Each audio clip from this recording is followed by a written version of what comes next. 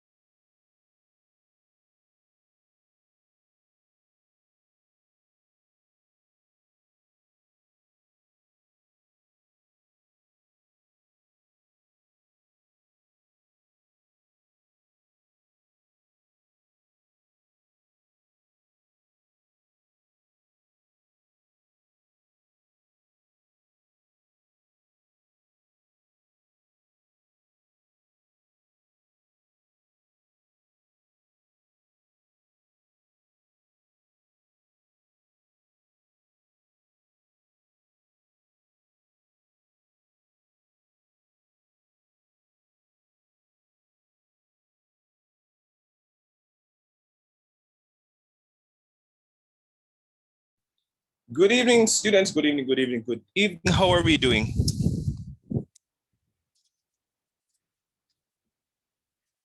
Why are we not talking? Good evening, everybody. I'm seeing Kayla, Alex, Shanique, Christopher. Good evening, sir. Yes, can I get something out of everybody? Shanique? Good evening, sir. Yes, that's Alex. Christopher, I don't hear you say anything yet. Mr. Johnson, are you there? Or you just log into my class? All right, you probably just logged in. All right, so one of the things I'm going to definitely do today is I'm going to show you how to structure an academic paper for the course so that we don't have any presentation today. I deliberately didn't put it in the week of quote unquote holidays. So there are going to be 2 presentations next week, Wednesday. All right, so I deliberately didn't want any in this week. So I'm going to show you how to structure an academic paper, and I'm going to use, I think 2 students emailed me. Well, they worked together and they wanted me to help them because they were having some challenges, understandably so, with their paper. All right, so let me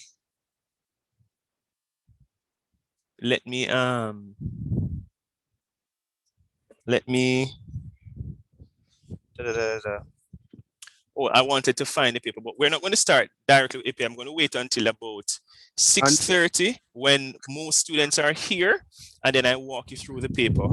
Somebody's go ahead, sir. And sir, the presentations for next week is about the question that you gave us, right? Right, it's on the course, the tutorial paper. Okay, all right. Yes, all right, yeah, man.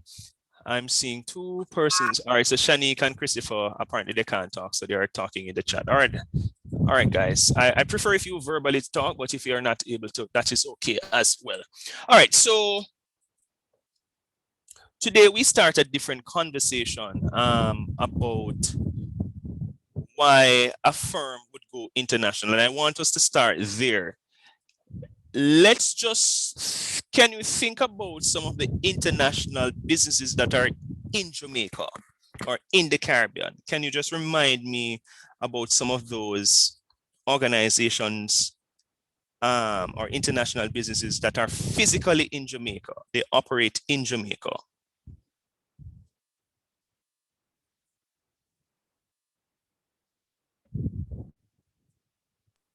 Sir, Scotia.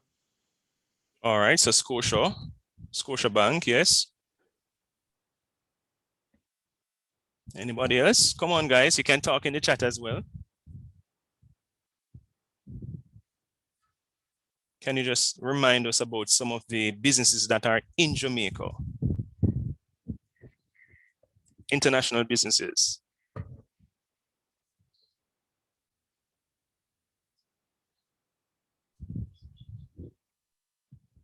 Sir, may I start like Grace Kennedy, Money Limited?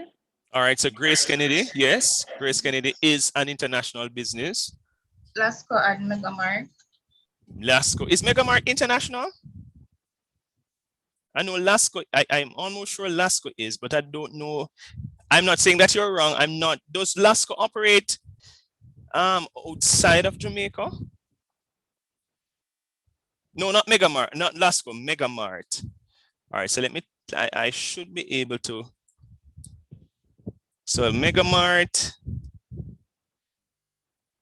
let's say overseas and see if they, I don't remember if, is Megamart operating anywhere outside of Jamaica?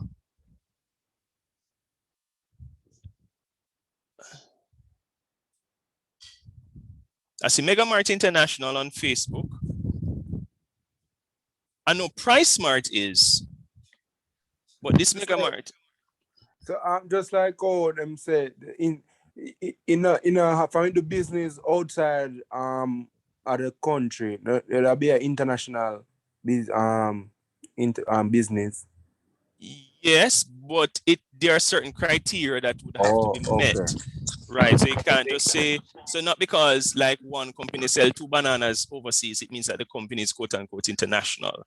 There are certain criteria that happens. I'm seeing Christopher saying CIBC. Yes, CIBC is international, and they're very much present in Canada. They're doing all kind of marketing campaign, trying to convince people like myself to join the bank. So they are international as well. Tara Korea International.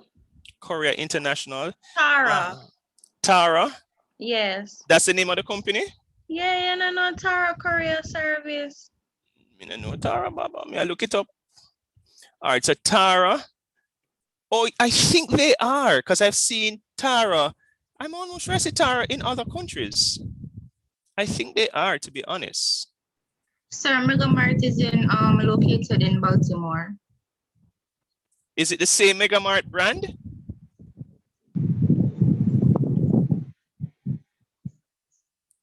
I'm not saying you're wrong, it could be, Doesn't seem like it's the same brand. Okay, it's because I don't, yes, so Tara is, all right, so at least we know some of the, yes, FedEx, we have Marriott International, we have Colgate, yes. So the next question I have, I would like for you to answer is, why do you think these companies go international? Why do they form businesses outside of their home country? Why go international? Sir. Mm-hmm. Maybe because of our population and international business tend to have a greater return. Greater return on their investments. All right, so it could be that they're getting greater returns on their investment when they go out, when they go international. Yes, anybody else or anything else? Sometimes it's less, it costs less when they have, I don't know, I read something the other day for one test, I think it costs sometimes overseas business because of the outsourcing and business processes, sometimes it costs less. And they get certain benefits or, remember, the company your paper. Yes, so sometimes, so in other words, sometimes they operate outside of their home country because it costs less for production, cheaper labor, and all of that.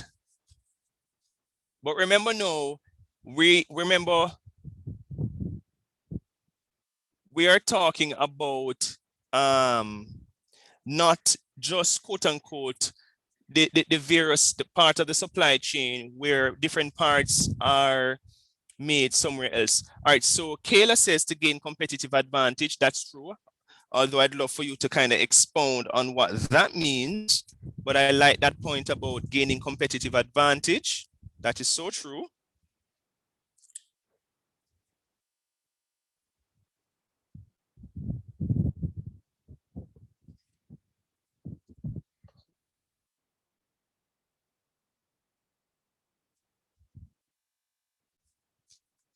Remember, we looked at the international product life cycle theory and what they say about the life cycle of an international product over time.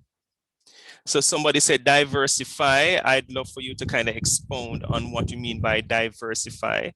So the question is, why companies go international? Has anybody ever heard this term, internationalization?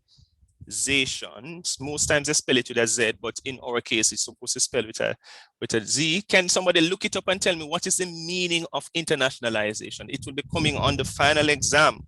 The distinction or the difference between internationalization and globalization.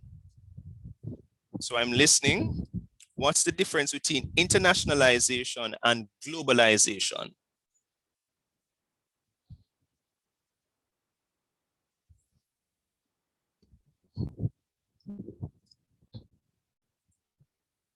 You can Google it, you can look it up.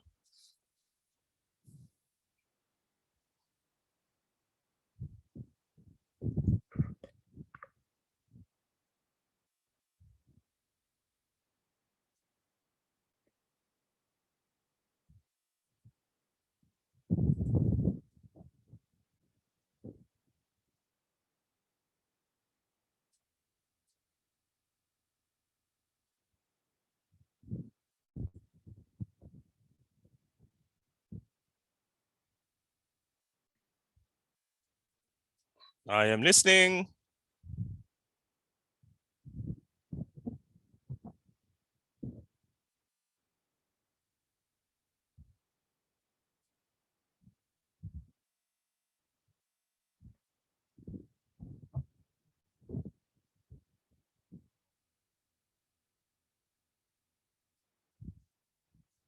Anybody has found anything about internationalization?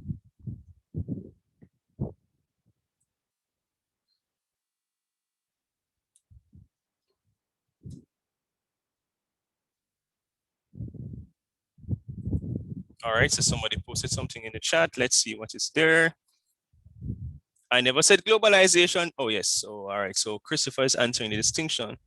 So he says, and I'm probably, this is coming somewhere from the internet. So globalization is the processes, and it can be is the processes. Processes is plural, so it has to be. So globalization is a process by which a company brings its businesses to the rest of the world. All right, so if you had written that for me for globalization on an exam, I would not have given you a mark. That's not really globalization. Internationalization is the practice of designing products, services, and internal operations to facilitate expansion into international markets. All right, so I like this definition. Internationalization is the practice of designing products, services, and internal operations to facilitate expansion in international markets. Remember, I said to you that when you're defining globalization, you must use terms like interdependent, interwoven, integration of economies and systems, political systems, transcending national borders. So globalization is much more than about company. There are various political, social, economic, and even cultural factors and social factors that are integrated. And there are different types of globalization. You have economic globalization, political globalization. You're talking about so for example, integrate political globalization, you're talking about the integration of systems of governance and things like that. All right, when it comes on to political systems, even in terms of the kinds of regulations that are set at international level that now have to be integrated or become benchmarks for national legislations and policies. So I like your definition, Christopher, of internationalization. It is not the only definition, but in where we're going with the discussion, it is very, very apt, very pertinent. And I repeat, the practice of designing products, services, and internal operations to facilitate expansion into international markets. And that's really where we're going, where companies now are looking, they're in their domestic markets and they're looking at other markets. And the international product life cycle talks about the various stages of a product from inception to when it becomes, somewhat ordinary, or it even comes off the market. Where in the home, it is first made in the home country because there's a high demand.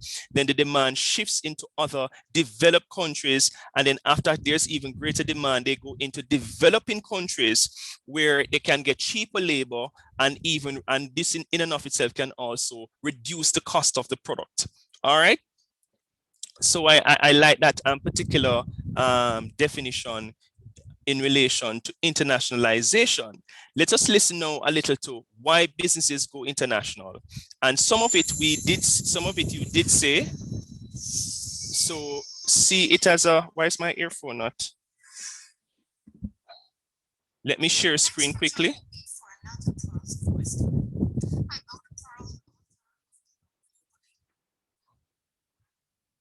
I remember I always say to you guys, take notes.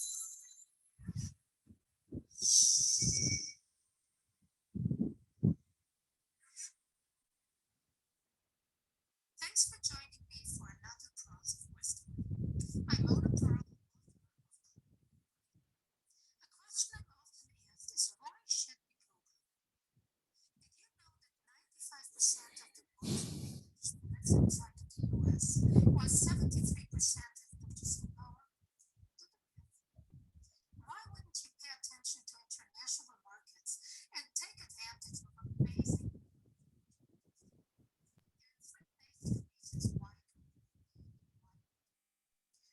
Not hearing, sir. Oh, you're not hearing? It's kind of low.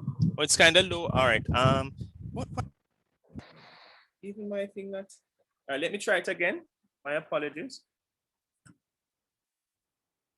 I unplugged a while ago, so let's see if it works. Share screen. I don't want to optimize for video clip because sometimes you optimize, it doesn't. Sir, you're talking? No, I'm going to play the video now. Just listen, okay? Tell me if you're hearing when I'm going to press play now. Yes, sir.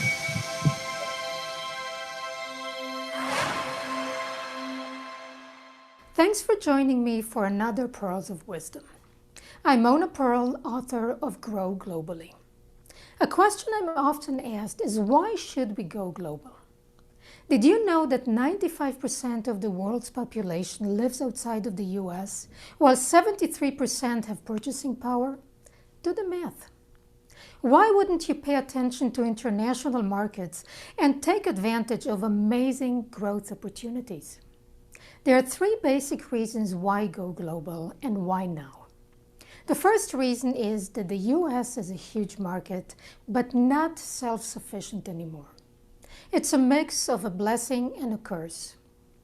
Where in the past companies had the choice whether to compete globally or not, now it is a necessity, a new reality.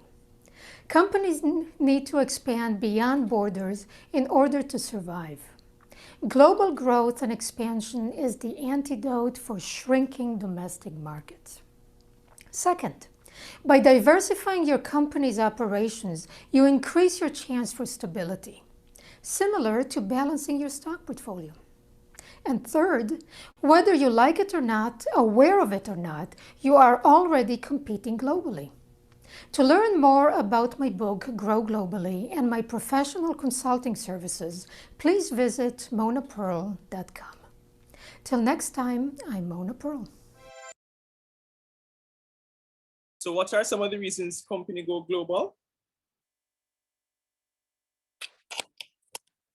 And you said it, I think one was diversification, and that was said in the chat. I don't remember who exactly said that.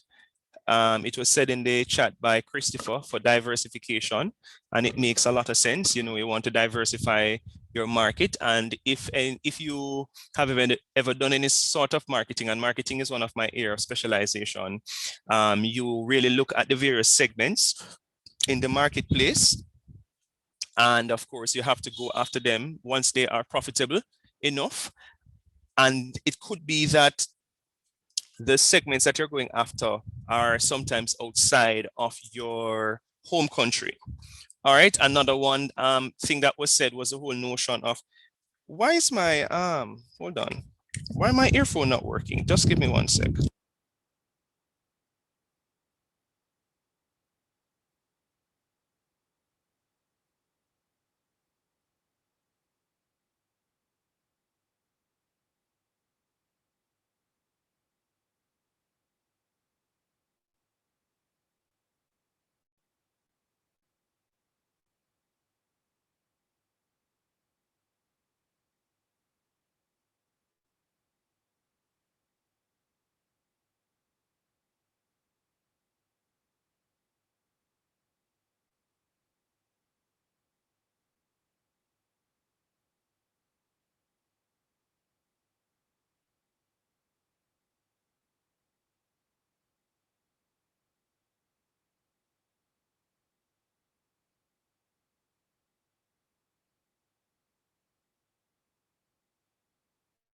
Bring me no.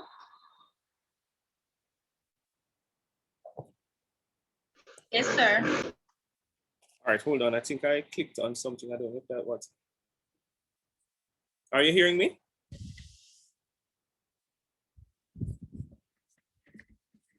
What am I doing wrong with this thing? Are you hearing me? Yes, sir. Okay, it's just working. All right. I have to check because, all right. So there are several things that were mentioned in that clip, even in terms of the US not being stable And I think by that it means, well, one of the things too is that they want to go international because there are much larger populations out there. For example, China, India. You go international too because you're looking for cheap labor so that you can reduce the cost of production and probably reduce the cost of the actual product that you're serving so that you can have a one of your competitive advantages would be pricing. You go international because you're taking advantage of the various kinds of technologies that exist. You're going international because there are various trends in the marketplace that suggest to you that outside of your home country, people are interested in a particular brand, especially if it's like health or religion or athletics or things like that, music, certain goods and services, especially if you're in like the medical field, you know that is there's a global reach for those kinds of companies. Companies, for example, when I say health, I don't just mean like medication or pharmaceuticals. I'm talking even in terms of equipment and stuff like that. All right. So let's hear a little more now about why firms go international. And this is where now I want you to take some amount of notes. In this video, let us see why those firms are going to market.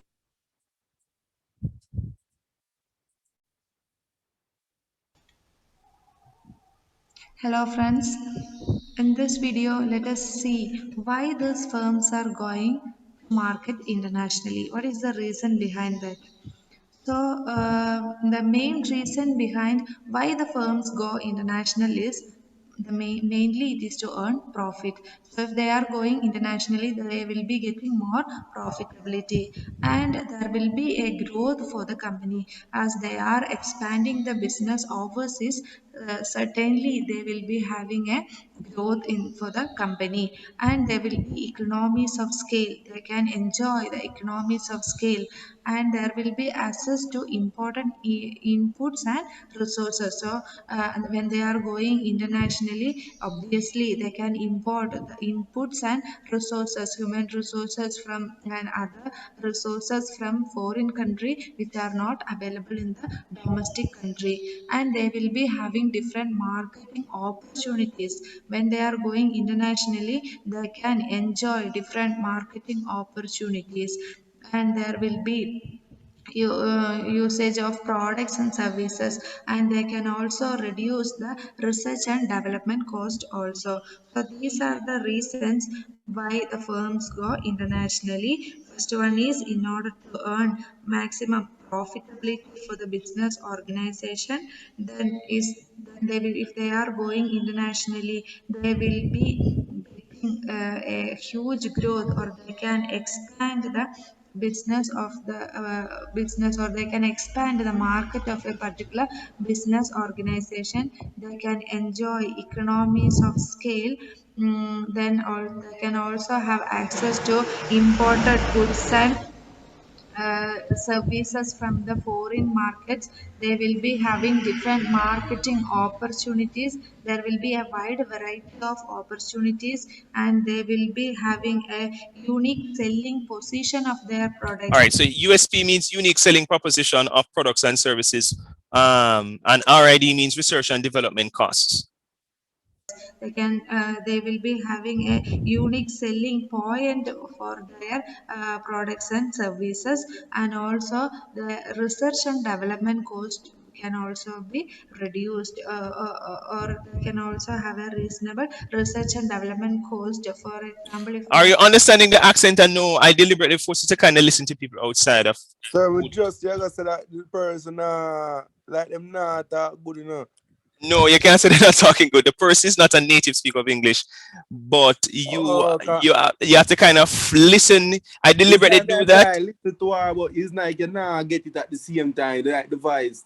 I don't know. Yeah, I know it's a little bit difficult to understand, but I want to force you to listen. All right, so Oh.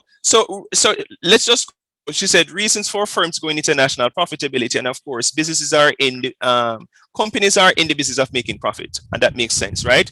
I would also say that another reason companies go international is that they want to increase their market share, especially if they're losing market share in their home country.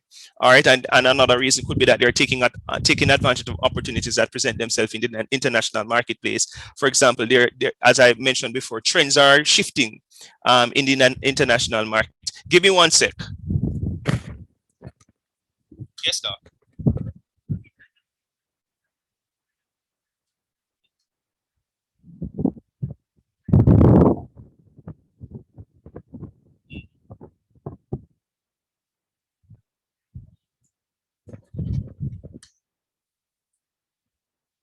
Okay, doc.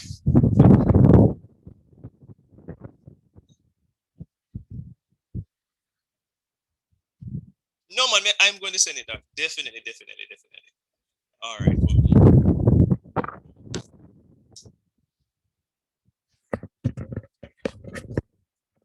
All right. Sorry about that. Yeah. So growth, of course, and mentioning growth, economies of scale really is where companies are looking to increase production while lowering the cost of production. All right. So they want to increase production by lowering the cost of production. I'm wondering if that makes sense to you. Does it make sense? Go again, sir. So economies of scale, you want to increase production at the simultaneously lowering the cost of production. Okay, okay. So that means say I go work out all the errors them to increase the production, so less the effect them. No, that's not how I would look at it. How you look at it is I want to produce, let us say in year one, I produce 10 bananas, and to produce the 10 bananas, it costs me $8, right? I am going to try to find a way now. Is there a way for me, for example, to produce the same 10 bananas for $4? Yeah. That's where you go try to know, cause yeah, where you go do. You go try to listen the thing then where you alright, you put it as you try let's say. So You I try think work the resources them better. You try right, use the exactly. resources them better. And this is why firms go international, because what firms do, they look for what? Cheaper labor. Yeah. So think about the Chinese market, where a lot of even American companies, they go into China, and it is the same concept of multinational corporations. Why they spread all over the world? Why are they operating in different parts of the world? Because one, they're looking for cheaper labor, right? They're looking for cheaper labor. They're looking for tax holidays, and I think I mentioned to you that there was this notion of what they call it again? Something another by invitation. Oh Lord, Arthur Lewis. Let me tell you exactly the concept, because it's something that you can actually put in a paper. Industrialization by invitation, Arthur Lewis. And what really happened, I think it was in the 1980s. Sir Arthur Lewis wrote about this, a Caribbean academic, and he said that these multinational corporations, they really abuse the system, because they came into the Caribbean and said, okay, we are international companies and we want to set up business here, but we want some conditions, all right? We want some caveats or some concessions. Concessions included things like the wage would be much lower, and also too that they will get, for example, 10 years tax holiday. But what happened is that they did get some of these things, but when they made the profits went overseas, and when the tax holidays were up, many of them left. There's the same thing with the economies of scale. Companies go international because they're trying to find trying to go all over the world for cheaper labor, but they still want the same amount of production or even more production. And think about the call center system in Jamaica. That's partly why there are so many call centers in Jamaica, because it would be too expensive for them to operate in places like in North America, let's say North America, and even parts of Europe. And I'm pay them way less, sir. That's the thing to you. Yes, they're paying way less. Yes. Yeah, and even people with first degree know, a lot of the persons who are working in the call centers, they have their first degree, but they can't get any job, and they have to just end up in the call center. Enough people with them degree, they are call center. Yeah, that's very true. Very, very, very true. It's really unfortunate. Really, really, really unfortunate. I say to a lot of young people when they finish the first degree, I said, go and do a master's. Them say, sir, but me not no money. Me say, if I am sure, if for example, if I would do a master's in operations management, trust me, you're gonna get a job. Logistics management, you're gonna get a job. Supply chain management, you're gonna get a job. Engineering, Trust me, there are some areas them need people. Oh, but you have to have the wedding again. Masters, you say. Yeah, just go do the masters. The problem is that a lot of far too many Jamaicans, well, not let me not say far too many. Many Jamaicans now have a first degree. In other words, dime a dozen. It's like 6C. When I hear people say, "Oh, I have 5-6C," I'm like, nobody gives a. Let me not say that word. Nobody gives a rat's behind about 5-6C because everybody know I'm 6C. Yeah. You know, so don't tell me about your 6C and it's the same thing with first degree. Everybody have first degree now. Even in the police force, originally a lot of police, many policemen and women they did not have first degree. No, them have first degree left, right, and center. True, man. That's why. So nobody don't really want nobody with no first degree again. So if you really want to get, carve out a little niche in the labor market for yourself, you could do a master's and do it in something that is very unique. That's really what to do. So you guys, you do what? Supply chain? Yeah, supply chain. We are And that's a very unique area. That's a very, very unique area because you can go down a wharf, you can go all over, and those jobs, your work money. I actually applied for a master's over CMU to do the master's in logistics. I'm not going to do it because I don't think I'm going to be in Jamaica for long.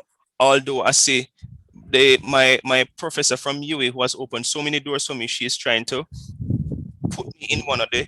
She kind of tell me about something with them. I want to look a big position, but me tell her, I said the money have it nice first. The money is very important. Yes, I can't work for little pocket change. All right, so access to imported inputs and resources. And the point here is that there are many countries that don't have certain resources or certain goods and services. So as a result, companies are going to seize those opportunities. So Jamaica needs X and Y. They don't have it. Of course, I'm going to go and set up shop in Jamaica because that's an opportunity for my business. Make marketing opportunities. Again, you're looking at the marketplace and you're trying to seize opportunities. All right, research and development costs, very important because research and development it's a very expensive area, and this is why people cost pharmaceuticals and say they love money, and the drug company they love money, but what they don't know is that it costs a lot to do the research plus do the marketing, and as a result they have to reap their monies first, make back the money first that they invested before they can actually lower the cost. All right, unique selling proposition of products and services. It falls under marketing. It really is a marketing thing that where you're really trying to do, you're positioning the product or the service in the mind of the customer a particular way for them to say, okay, when I think about energy, I think Red Bull. When I think about finger licking good, or if I want a nice, good tasting piece of chicken, I go KFC. Or if I want something that is really Jamaican to eat, I eat my jerk chicken. So that's really what unique selling proposition is. It's really how a firm or a brand or a company or a proprietor positions a product or a service in the mind of the consumer. All right, we don't have to go any further with this video because I explained it. The other thing now that we want to talk a little bit about, which is the more important part, are what are called modes of entry. In other words, how do businesses enter, or how do they go international? What are the kinds of strategies they use to go international? So this now is going to start or spark that conversation. All right, so let's just listen now to modes of entry. You must take notes coming on the final exam. This is a very important part. Our discussion when we're talking about firms going international. Assignments.com tutorials. Today we will learn about the different modes of entering international markets. Before moving further, let's first understand what modes of entry are. Modes of entry into an international market are the channels which your organization employs to gain entry to a new international market. There are different modes of entry in foreign markets because each of these modes of entry differ in degree of risk they present, the control and commitment of resources they require, and the return on investment they promise.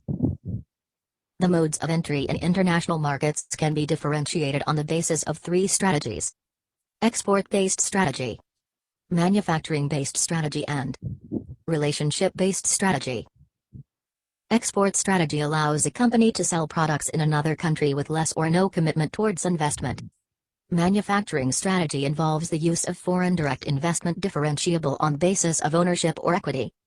Relationship strategy allows a company to create relationships with other companies which can be beneficial in expansion.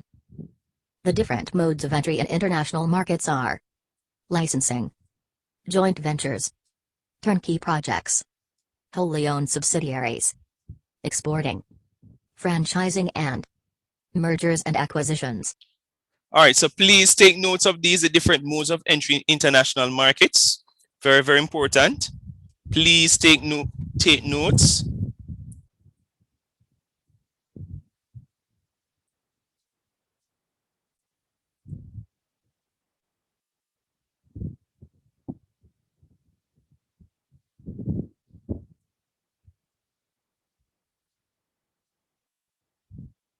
If you can take a picture of the screen or something like that, that would be very important.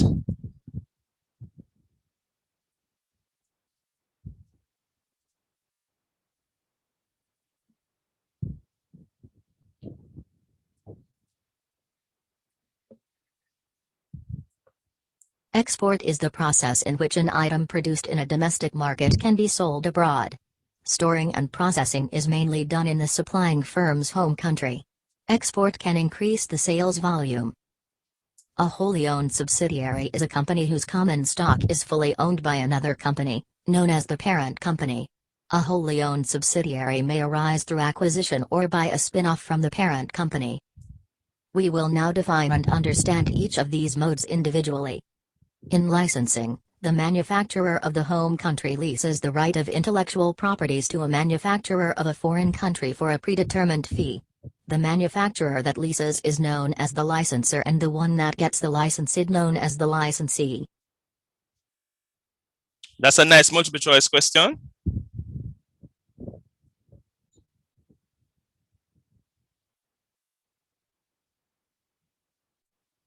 Did I press pause?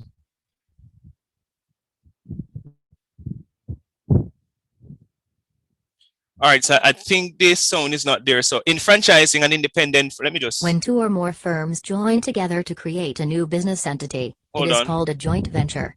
The uniqueness. Hold on, let me just go back to franchising. So in franchising, an independent firm called the franchisee does the business using the name of another company called the franchisor. In franchising, the franchisee has to pay a fee or a fraction of profit to the franchisor. The franchisor provides the trademarks, operating process, product reputation, and marketing, HR, and operational support to the franchisee. And this is really the model for like KFC, for fast food restaurants, KFC, Burger King, and this is why you can see KFC all over the world, Burger King all over the world, and even in countries. I know, for example, in the US, they really, I think it's Burger King that is really franchised by different individuals. And as it says that, what happens is that you really get the quote unquote, the intellectual property or the modes of operation from the parent company and to operate in a particular location. And what you do, you hand over, there's an agreement in terms of the percentage that you have to pay the franchise, the franchisee, no, the franchisor. No, that's a franchisee. I always mix them up. All right, so let's listen to the other. When two or more firms join together to create a new business entity, it is called a joint venture. The uniqueness in a joint venture is its shared ownership. Environmental factors like social, technological, economic, and political environments may encourage joint ventures. In mergers and acquisitions. All right, so a perfect example, well, it might not be a perfect example, like in terms of joint venture, is that it could be that there are small companies that are competing with a big corporation, and for their own survival, they might just decide to come together. Because as it says, factors, environmental factors, meaning it could be that the economic climate suggests that in order for them to survive and remain viable, they have to join or form a joint ventureship instead of being or doing or going it alone, quote unquote. Joint ventures. In mergers and acquisitions, a home company may merge itself with a foreign company to enter an international business. Alternatively, the home company may buy a foreign company and acquire the foreign company's ownership and control. Untitled offers quick access to international manufacturing facilities and marketing networks. A turnkey project is a special mode of carrying out international business. It is a contract under which a firm agrees, for remuneration, to fully carry out the design, create, and equip the production facility and shift the project over to the purchaser when the facility is operational. Thank you for watching Make Me Assignment. All right, and these are really concepts that you should learn, and I think there's a tutorial question on this area in terms of the kinds of modes of entry or the strategies that are used by a company to go international. They might do a license, they might do joint ventureship, they can do a merger and acquisition, and a merger and acquisition happens a lot where one company buys another, literally takes over their intellectual property rights and all their assets. I'm not sure if you have ever, do you know that all right, tell me what you know about Batman or Superman. What do you know about Batman or Superman? Or Spider-Man? What do you know about Batman, Superman, or Spider-Man? Let me hear it.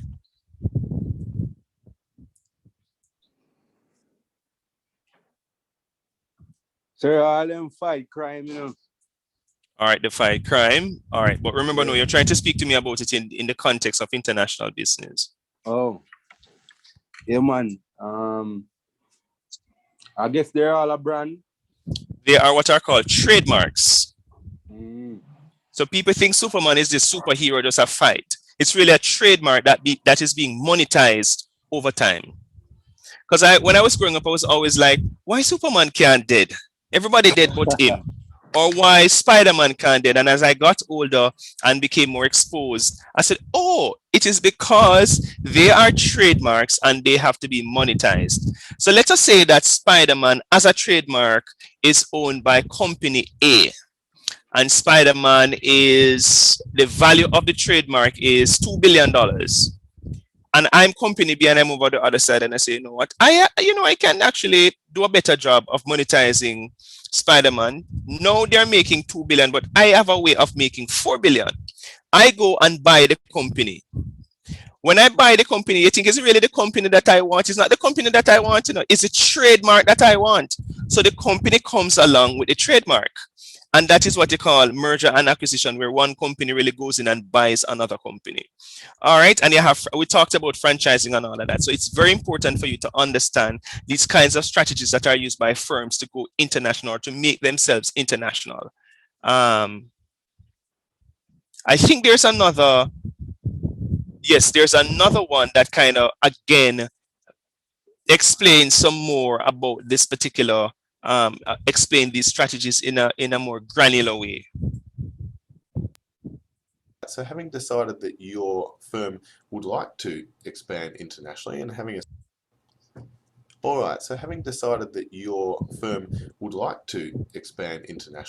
assessed the relative strengths according to Porter's Diamond in terms of the national competitive advantage of each of the potential markets, and also decided on which international strategy you'd like to employ, your final question that you need to answer is which international entry mode strategy you're going to utilize when you are looking to expand into that respective market. And there are 5 available modes that we are going to look at today, and they are exporting, licensing, strategic alliances, acquisitions, and new wholly owned subsidiaries. As you can see from the diagram here, as we go down that list, the control for your firm in terms of expanding internationally will increase, but you'll also see that the risk also increases as we go down that column, and we're going to explain why that is the case. And so the choice that you make will have an impact on both the control available to you as a firm, but also the risk that that particular entry mode carries. Alright, the first we're going to have a look at is exporting, and this is when a firm sends its products that it produces in its home country overseas. So basically nothing changes for you as a firm. You still continue to manufacture everything in your home country, but now you're just sending at least part of that production overseas. This means that you can avoid the expenses to establish operations in the host country that come with most of the other entry modes. It's by far the cheapest in terms of expanding overseas. It usually involves contractual agreements. You need somebody, once it is sent overseas, somebody to distribute the product, ensure that it is actually being sold. So you need to contract somebody to do that, another firm. What we do tend to find though is that the export costs can still be quite high, and it's especially due to things like high transportation costs. If you're an Australian firm and you're looking to send things over to the United States, that's going to cost you a fair bit in shipping. We also see things like tariffs, that is, laws which basically make it more expensive to bring certain things into particular industries in a country. They often also make it more expensive for you to export your produce overseas. It becomes expensive. There's basically an additional tax on top of whatever the cost is for you to send it overseas. Firms, for these reasons, usually export to countries that are closest to their facilities. A lot of the time it's basically a way that firms can dip their toe in the water, so to speak, when they're looking to expand internationally. It's often the first step that firms try if they're looking to expand overseas.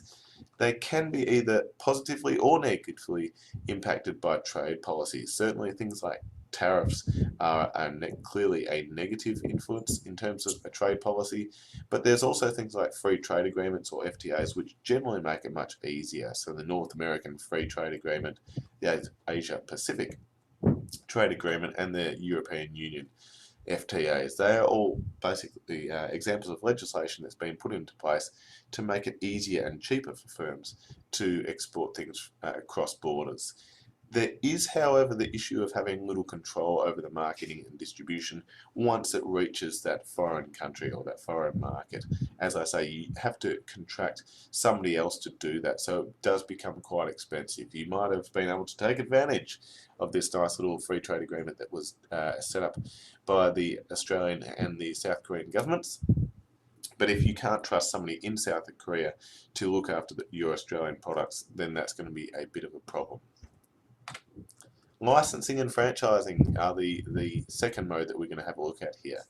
Firstly, licensing involves an agreement that allows a foreign company to purchase the right to manufacture and sell your products within a host country's market or a set of markets. So it's basically allowing somebody to sell something under your name overseas as a way of entering that market. And we've got some good examples here, some potentially disturbing examples of licensing in use. So we've got Shaquille O'Neal allowing his basically brand name to be used on a type of soda here that is sold overseas. The Harley Davidson brand is being licensed out to foreign firms so that they can use it now. Nothing to do with actual motorcycles. It's now being used in deodorants and aftershaves, as you can see here. We can also see the more disturbing side of licensing. The company, the production company who produced the Texas Chainsaw Massacre films. Why, of course, wouldn't you make or allow McDonald's to license your brand when making Happy Meal products? Or at the same time, if you're Hello Kitty, of course, you're going to license out your brand to manufacturers of toy guns. I personally wouldn't particularly like my 5-year-old girl playing with a Hello Kitty branded AK-47, but it does clearly happen. These are all true examples, believe it or not. So what basically happens is the licensor, that is your firm, is normally paid a royalty on each unit that is produced and sold overseas by the licensee.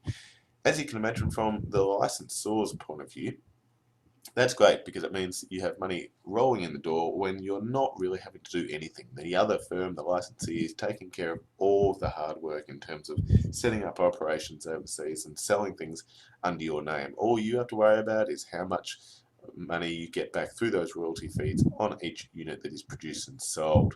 You do get less control though over that selling and distribution. Obviously, if you're relying on another firm to take care of that, then you as a firm have less control yourself over what happens in that foreign market.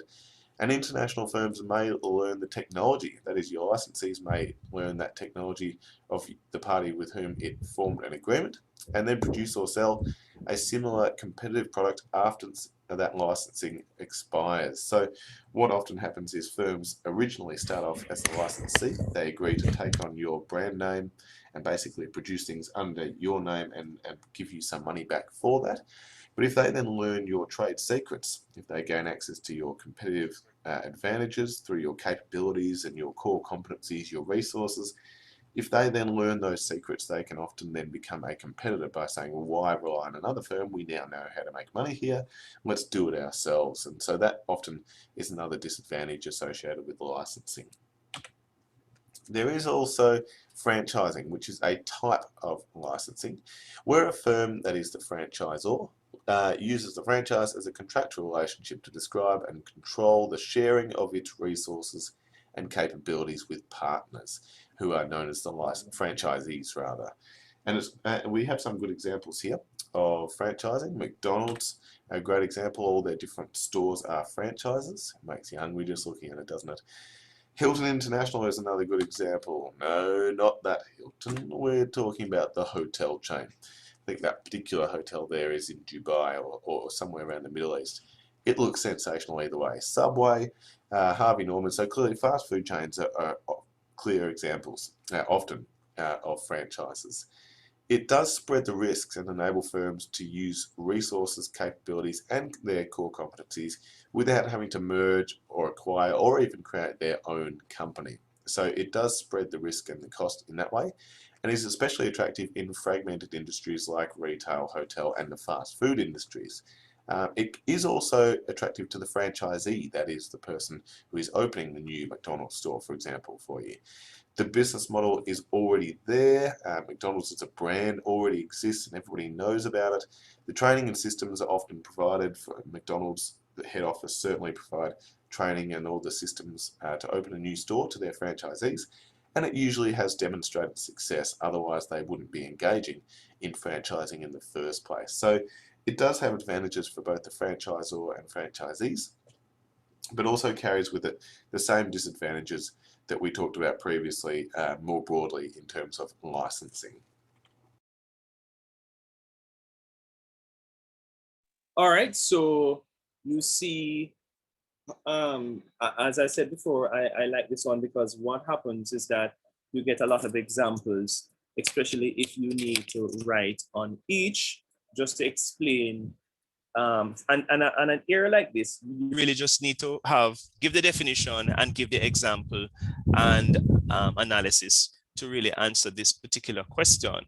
All right, so I'm going to pause here because I did promise to walk you through how to write an academic paper. And I think I am going to look at, let me just go into the folder. Where did I save it here? Yeah, I saved it here. International business tutorial. Okay, is this it? All right. Ramon and Rachel Grasset are here. Are you guys here?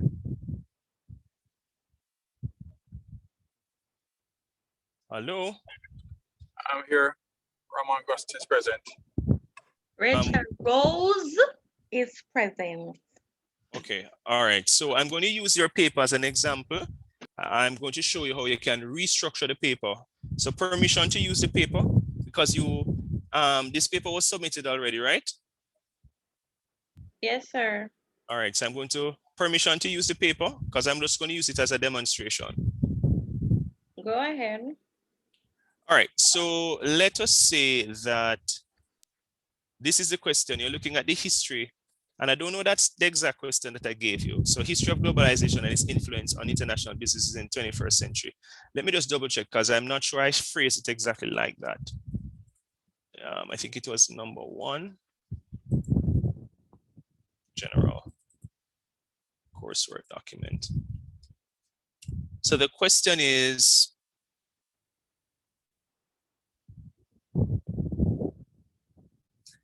using 3 to 5 examples, discuss all the history of either MNCs or the history of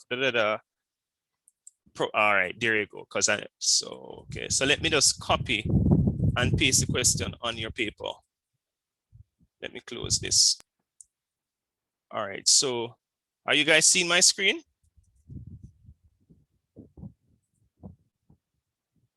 Yes, sir. All right, so first of all, The first error is that you reinterpret the question incorrectly, because that's not what I asked you to do. All right, so it says, using 3 to 5 example, discuss how the history of either MNCs or FDI or globalization provide an understanding of international business. It never said influence. That's the first issue. All right. When you get a question, people, the most important thing to look at is what we call the stem word or the root word. What does the term or the word discuss mean? That's one of the first things to do. What does the teacher or what is the lecturer asking me to do when he or she asks me to discuss in any question? So that's one of the first things they need to do. So let's say define discuss. Let's look up what discuss means. Usually that's what I do even when I was a student. So discuss says to talk about something that person that talk or write about in detail, taking into account different issues or ideas. All right, so it means that you're going to talk about it in very great detail, right? That's one. So you're looking at the stem word. So you guys, you chose globalization. You chose globalization, or and it says provide an understanding. It never said influence. It says understanding of international businesses. In other words, how can the history of globalization help us to understand how international businesses operate? No, that's really what the question is asking. So that's one. That's an interpretation of the question. The other thing you need to do now is to decide, how am I going to answer the question, the angle? So one of the first things you need to do is to come up with what is called a thesis statement. And remember now, you cannot use so let me answer a different question. So I'm not going to do globalization. Let me do the history of, let's say, no, I can do, let me do the history of the same one about globalization, because if I see my ideas in the paper, then I'll mark it down. Simple. The other thing you want to do now is that you need a statement. It's called a thesis or your controlling idea to indicate to the reader, how am I going to answer the question? Right? What am I going to talk about? So I am looking at history of globalization and how it provides an understanding. It says 3 to 5 examples, right? So I'm going to decide as well, am I going to do 3 examples or am I going to do 5 examples? And I might say, in the interest of time, I'm going to do only 3. So how does globalization help us to understand international business in the 21st century? So you have to come up with a thesis. You can say your thesis must have 3. This is 3, right? And usually the minimum is 3. 3. So I might say A, B, and C are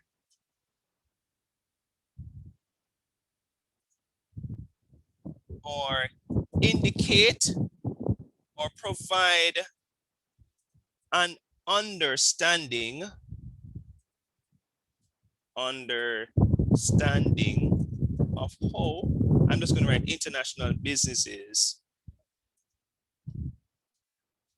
operate in the 21st century. Have I started writing my paper yet? Have I started writing my actual essay yet? I am listening. Have I started writing my essay? People talk to me. Remember, I'm trying to help you. I don't know, sir. Are you? All right. So how do we structure an essay? Tell me the components of an essay. The question. No, the question is not a part of the essay. Mm-hmm. How do you structure an essay? I'm sure you guys did communication 1 or introduction or principles of academic writing or something of the sort. How do you structure an essay?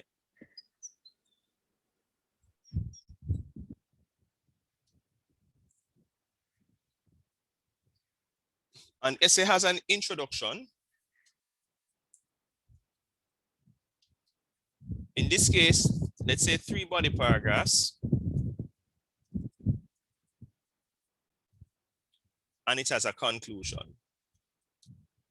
So before I even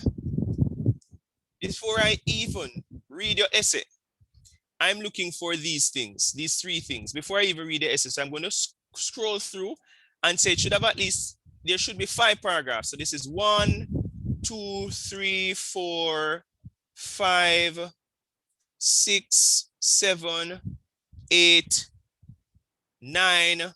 This essay has 9 paragraphs. So there's a problem. This is why we have 9 pages. A paper like this should not be over 3 pages because you're second-year students.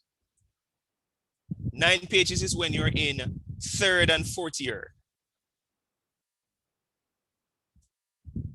So the issue, I can tell that the paper is already in problems in terms of organization.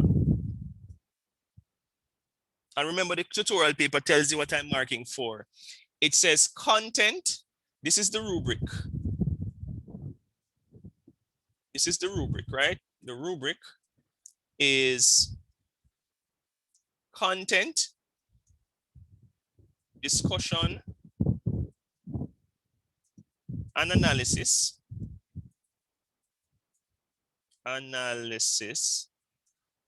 Evidence of research. Why is it the spacing is so off? Evidence of research. And finally, use of English and referencing. This is what you're being marked for in terms of the actual organization of the paper. These 4 things. When we say content, what are we talking about? We're talking about things like definition. There are certain general terms that you must be, that I expect to be used in the paper. When you're talking about globalization, if you're talking about the history of globalization, then I'm going to expect to hear about like the mercantilism, things like that. That's a part of the content because those things are very pertinent to any discussion about globalization. In terms of discussion and analysis now, this is where the voice of the student comes into play. What do I mean by that? The student is going to now use evidence as a way to back up or support what he or she has to say on the subject matter, right? And the evidence of research now is when I look at your references and the sources that are cited, they are credible sources and they actually help you to answer the question. And of course, use of English is just your general, your quote unquote written command of the language, and references is not just the reference list, but also your in-text citation. That's the whole gamut of the paper. Tell me if I'm making sense. Talk to me.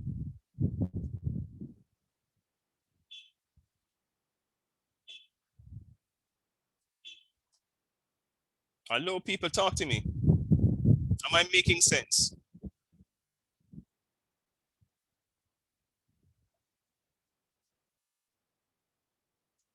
Nobody's responding.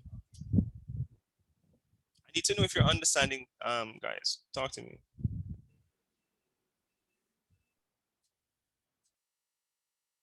Hello? Sir, they're saying yes in the chat. Yeah, but I need for people to talk. Why are people talking in the chat? I want for you guys to talk to me. Why are you talking in the chat? We all have mouths here, people. I don't want you to just be talking in the chat. I want for people to be verbally responding. I don't have the time to always be looking at the chat. You need to be talking to me. When you say yes, I don't know what that means because you might generally don't understand what I'm asking. So you can't just put something in the chat because I don't know if you generally understand what I'm talking about. Why does it keep doing this? Anyways. So you have your introduction, you have your 3 body paragraphs, you have your conclusion. The introduction now has an opening sentence, which is here, even though it's not properly cited, but there is a definition here. So this is an example of an opening sentence, right? Then it has, let's say 2 to 4, what we call background sentences.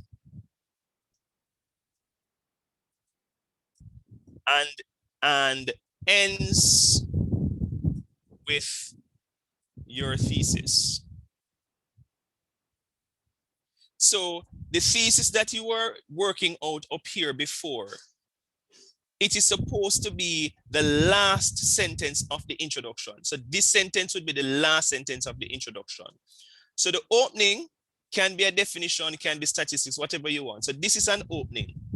This is an example of an opening, even though it's not properly cited, and I'm going to do citing different. So this is an opening.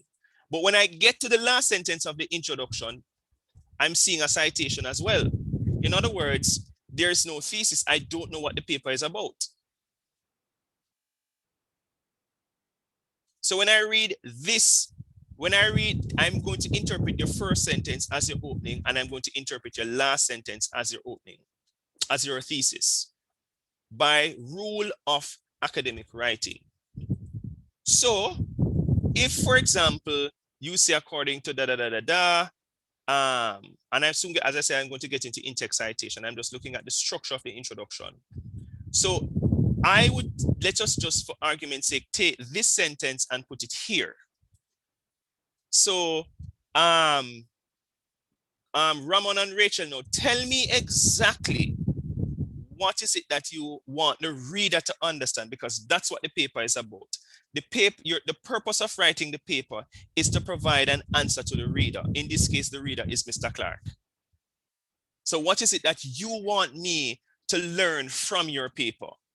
So remember now, the question is really, it's not about influence, it's discuss how it provides an understanding. All right, so can you tell me now, and this is for the class, can you give me, for example, one way of how the history of globalization helps us to understand international businesses in the 21st century?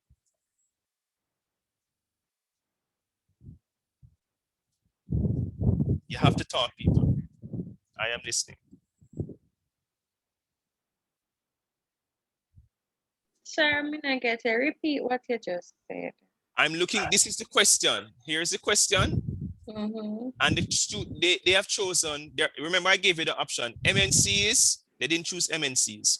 FDIs, they didn't choose FDIs. They chose globalization. So I'm asking you this, in other words, how does globalization provide an understanding of international businesses in the 21st century? In other words, how does the history of globalization help us to understand international businesses now in terms of their operation?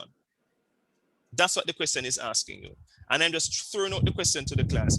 How does the history of globalization, in terms of mercantilism and all of these various things that we looked at, help us to know, understand business in the 21st century?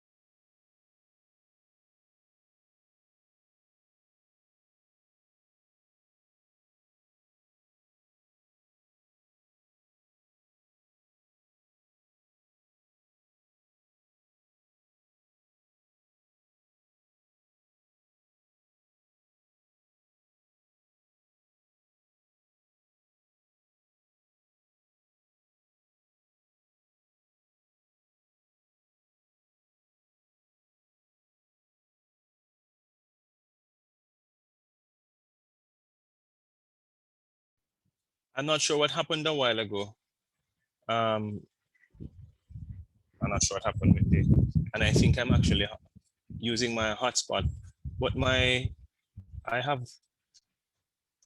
internet is on anyways. Right, so let me go back to sharing screen. Where was I? All right, so we're looking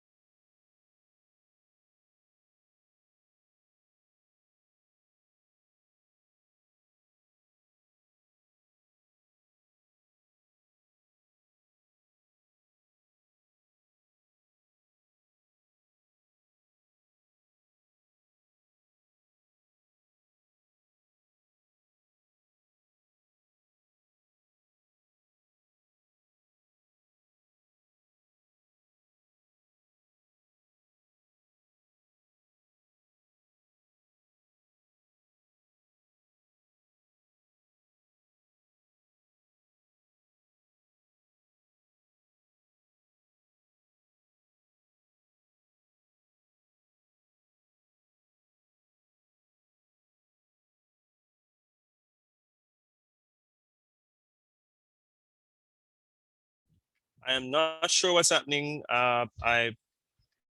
There's nothing really wrong with the internet because the TV is on. And if there is no internet, the TV would not be on. And you guys, are you hearing me? Let me just double check to ensure that you're actually hearing me.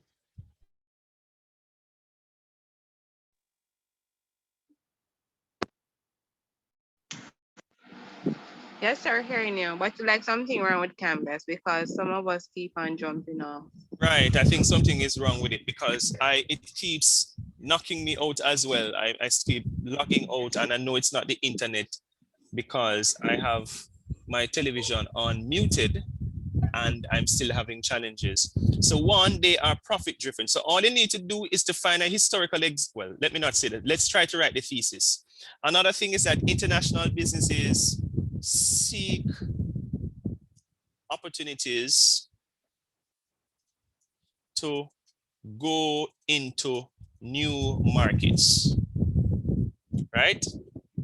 Another thing too is that international businesses will form partnerships with governments, with, let's say,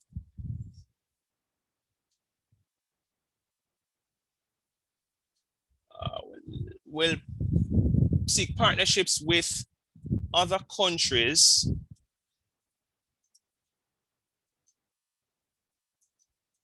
to ensure to gain access to different markets, right? So let us say that these are the 3 points that we want to develop in the paper. These are the things that we want to actually develop in the paper. Notice this is my rough work. I haven't started writing the actual paper yet. Let's just bring this down a little, right? I know these 3 points, I have to kind of short them and put them in a thesis statement. All right, so my first point is that, so I'm looking at being profit-driven, seeking opportunities to go into new markets, and forming partnerships with other government. All right, so let me show you how you write it now. So you have to have your 3 points that you intend to develop, and then you put it in one sentence.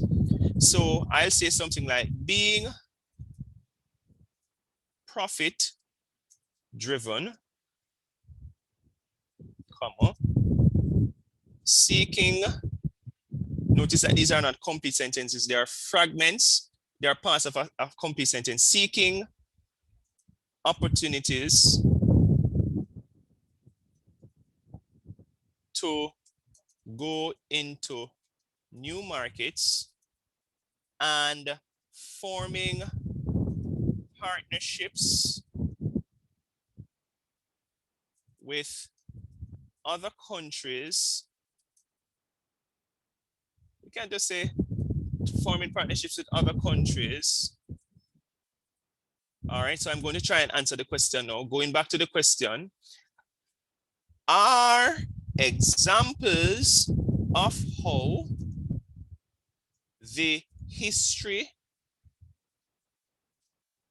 of, are examples about the history of globalization can provide an understanding of international businesses in the 21st century. All right, talk to me if you understand this. Most times if you write international businesses one time, you can just put in bracket IB, and after that you just repeat IB. But it's actually very long to write.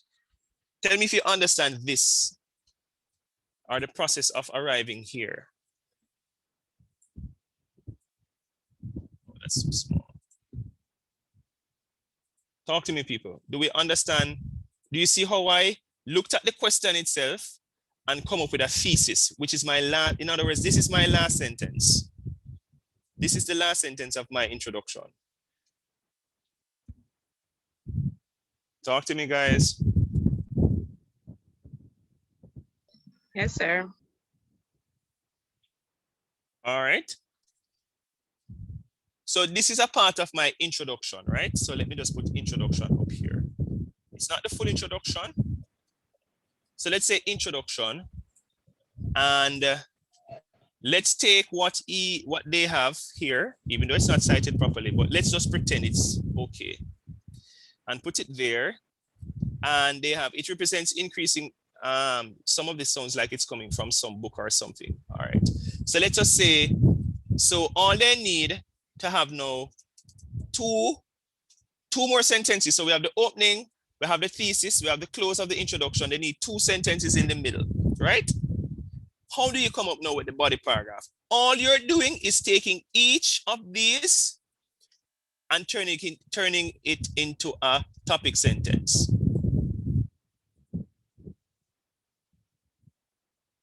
All right, so how do you do that now? So we're pretending that this is a full introduction. So let's just say this is your first body paragraph. So sometimes people say firstly, because to indicate to the reader, they might say being profit driven is, I don't like to start it firstly. I usually use one way. So being profit driven is one way, or is not one way, is one example of, and I just copy all of this right here and put here. And that's my thesis statement. This is my topic sentence. So this is paragraph 1. All right, and then you're going to, of course, let me take this off, 21st century. Then you have to take off the small and put the full stop. And then of course, you're going to develop the paragraph. The other point, what's your second point? What's the second point to be developed in the second body paragraph?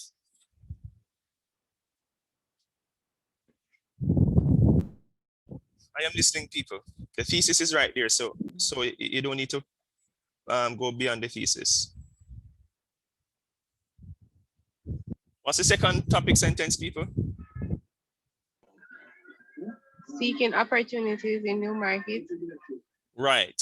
So give me the full sentence. What would be? So seeking opportunities. Of course, I'm going to take off this. Of course, you're not going to write it in bold. So seeking opportunities into new markets and to go into new markets is the second example, because I'm still trying to answer the question. It's the second example. And if you want to repeat all of this, you can do that. It's the second example of how usually we tell students repeat it, even though it sounds repetitive, but it keeps you on track, right? Then what's my third topic sentence? What is my third topic sentence? Forming partnership with other countries. So my third topic sentence is copy, paste. Forming partnerships is, can be second, but is, I can say the final example, because I want the reader to know that I'm not going beyond this topic sentence. It's the final example. It's the final example. So here's my intro. Here are the topic sentences for my body paragraph. Paragraphs. Is it? Right? Let's do yellow. In each body paragraph now, I just need 2 to 3 supporting detail with analysis. So I'm going to make up the information. Everybody's following me? Are you understanding now, guys? Kind of a little bit clearer? Hello? Yes, sir. So let's just say I remember I'm not citing from any sources, but I'm kind of making it up. So being profit-driven, this is Drive. Being profit-driven is one example of how the history of globalization can provide an understanding of international businesses. I might say all businesses, whether local or international, enter the marketplace to gain a profit. For example, mercantilism speaks to the historical trading of goods by merchants of one country with those of another country.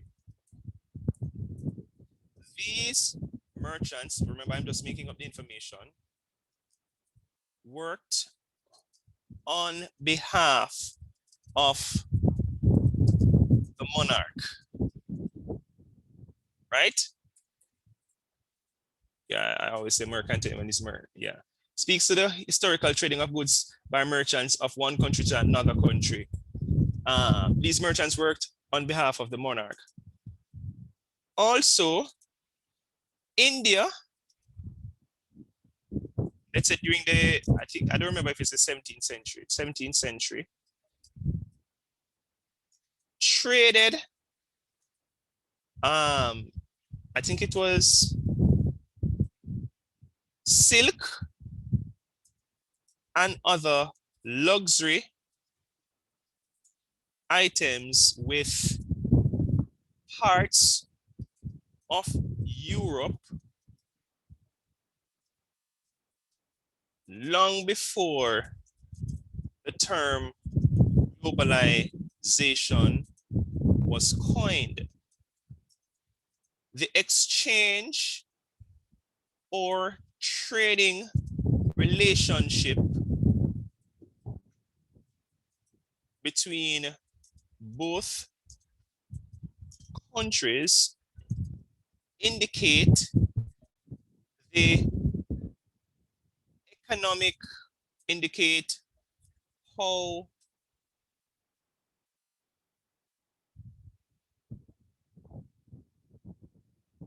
right, so let's say the exchange of goods between both countries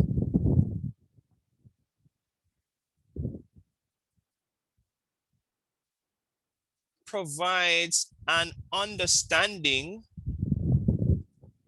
of the kinds of trading relationship that now exists between countries.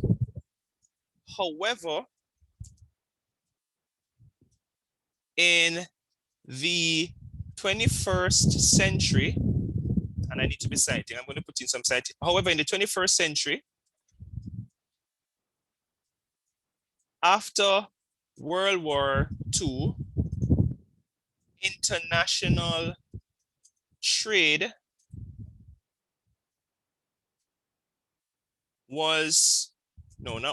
is regulated by bodies such as the World Trade Organization, as well as multilateral agreements. These agreements and regulatory bodies ensure that countries, and probably this paragraph should not be about profit sharing, ensure that countries trade freely with one another without restrictions.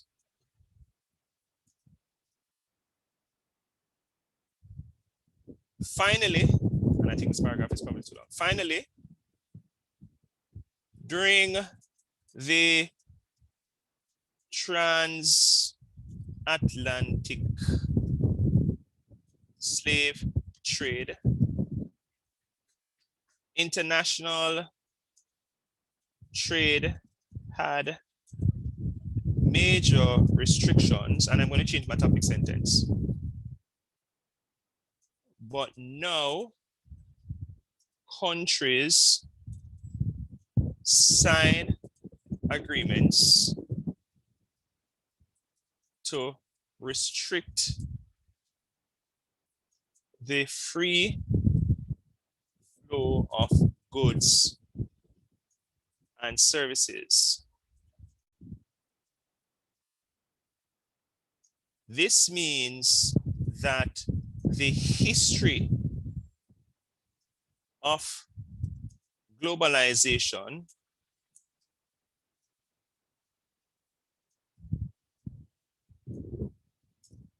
is rooted in historical moments or historical trade relationships, such as mercantilism and the enslavement of Africans. And of course, you put in your the sort that is something that I have to teach you. Do you see how I've developed the paragraph? Well, it shouldn't be profit driven, because this is not really focusing on profit driven. So partnerships. How would I phrase this?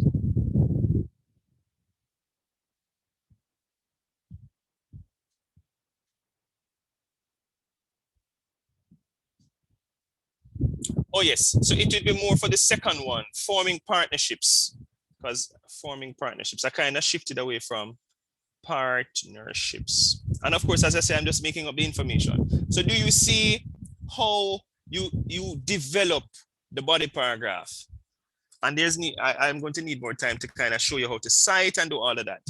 That part is not in it. But I'm just showing you how you actually develop a body paragraph. Moving from the introduction into the actual body, and you do the same for the other paragraphs. Is it clear now, guys? Makes sense? Yes, sir. All right, so this is the approach to your paper, even for the research paper. All right, so have a good evening, everybody. I have another class. I'm actually very drained, very, very drained. Sir, I upload my own on the Turnitin, you see it? I will look at it. Okay. All right, and I'll provide feedback. I usually do via email. Remember, it's me alone do the paper because Pernell is no longer part of the group. Okay, all right, no problems. All right, so have a good evening, everybody. I'm going to end the session because I have another class. All right.